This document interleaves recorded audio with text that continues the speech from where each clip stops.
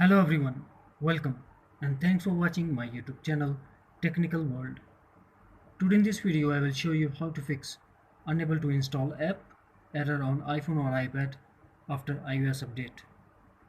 Before start, please don't forget to subscribe and also press the bell icon for latest video notifications. Let's start. We start from basic. Solution number 1. Open Control Center. Enable airplane mode and lock your device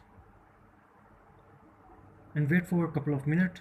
Unlock your device and disable airplane mode. Solution number 2.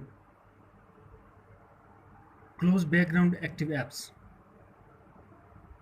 Double tap on home button and close all active apps. Solution number 3. Sign out iTunes and App Store and sign in back.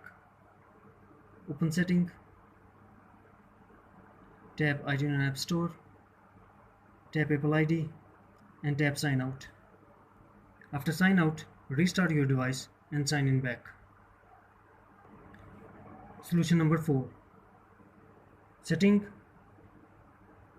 Screen Time,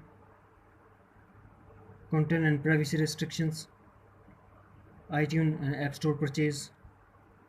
Under Required Password, select Always Require. Solution number 5. Open Setting, tap Privacy, tap Location Services and turn on Location Services. That's it.